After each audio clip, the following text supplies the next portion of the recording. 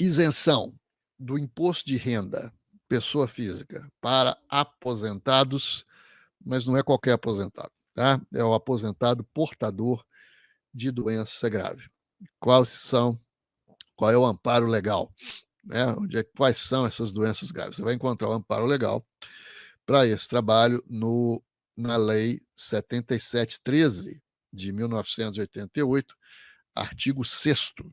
Ficam isentos do imposto de renda, pessoa física, evidentemente, os seguintes rendimentos, né, recebidos pela pessoa física.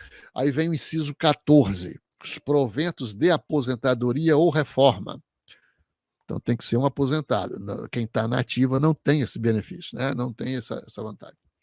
Motivada por acidente em serviço e os percebidos pelos portadores de moléstia profissional, tuberculose ativa, alienação mental, esclerose múltipla, neoplasia maligna, cegueira, hanseníase, paralisia irreversível, incapacitante, cardiopatia grave, doença de Parkinson, espondiloartrose anquilosante, nefropatia grave, hepatopatia grave, estados avançados da doença de Paget, nem sei se é assim que fala, tá? Osteite deformante, os nomes são difíceis, contaminação por radiação, síndrome da imunodeficiência adquirida, que é a AIDS, né, com base em conclusão da medicina especializada, mesmo que a doença tenha sido contraída após a aposentadoria ou reforma. Então, o cliente está nessa situação, né?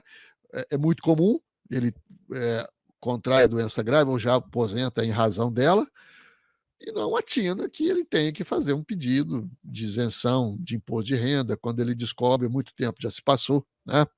E aí você pode, olha só, é uma boa fonte de consulta, o Perguntão da Receita Federal, né? O Perguntão da Receita Federal responde as principais dúvidas a respeito do tema. Veja a pergunta aí 220. São tributáveis os rendimentos recebidos por pessoa física com doença grave? Aí vem a resposta da própria Receita Federal. São isentos apenas os rendimentos recebidos por pessoa física residente no Brasil com doença grave relativos a proventos de aposentadoria, reforma ou pensão e suas respectivas complementações, ainda que pagas por fonte situada no exterior. Tributam-se os demais rendimentos de outra natureza recebidos pelo contribuinte.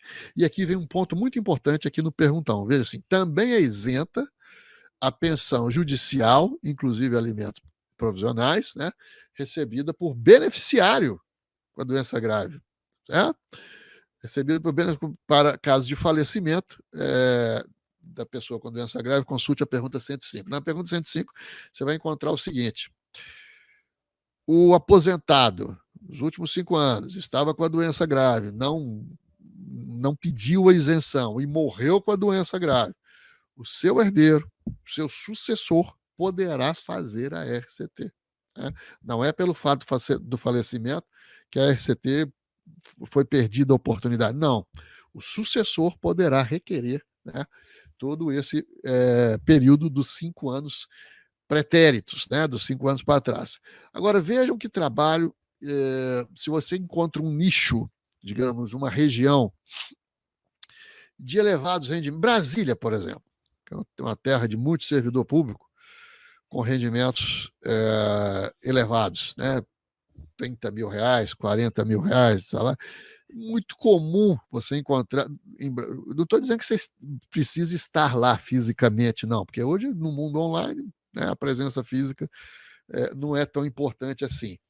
Mas em Brasília, por exemplo, apenas como exemplo, é muito comum você encontrar servidores que têm um imposto de renda de 6 mil reais.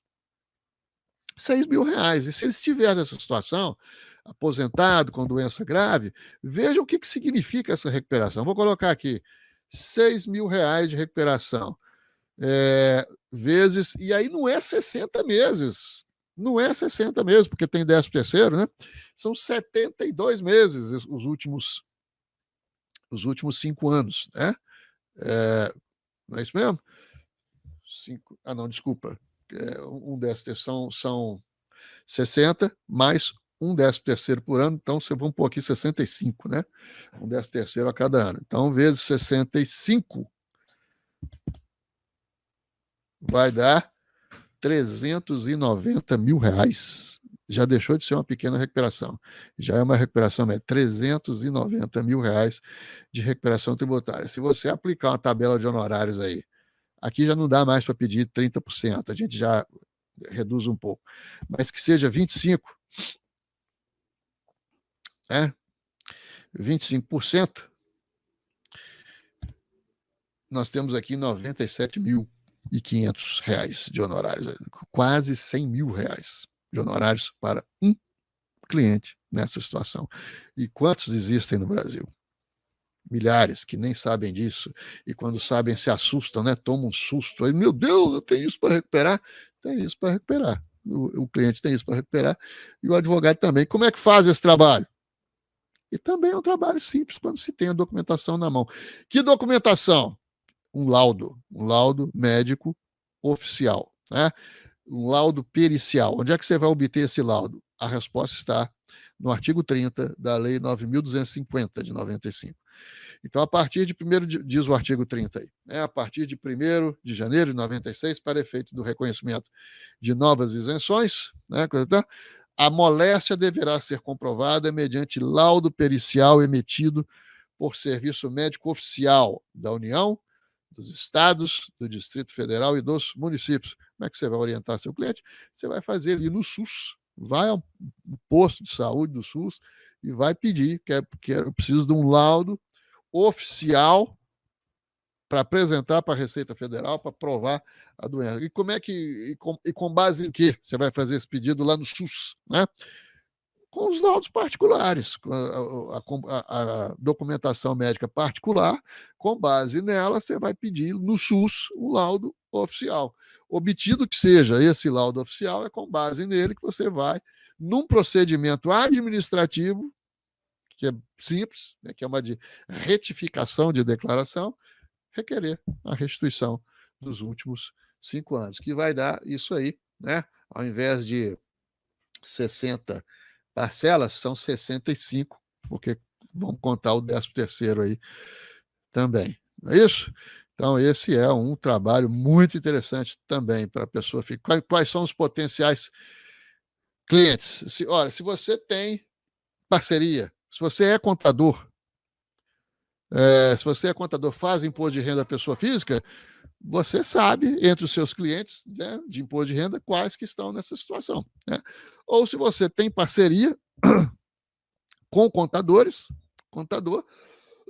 sabe quem que está nessa situação e muitas vezes não fez o pedido de isenção. Clientes em malha fiscal. É muito comum o cliente cair em malha, por quê? Porque está doente, e tem um gasto. Quando o gasto, a despesa dele com saúde é muito elevada, o fisco tem aquela desconfiança, né? E põe ele na malha. Aí você pega ele na malha e vai verificar se ele cumpre os pressupostos legais. Está aposentado, tem doença grave, ali pode estar um potencial cliente. Cliente com execução fiscal, porque muitas vezes ele está sofrendo uma execução fiscal justamente em razão disso, né? Porque o fisco achou que ele não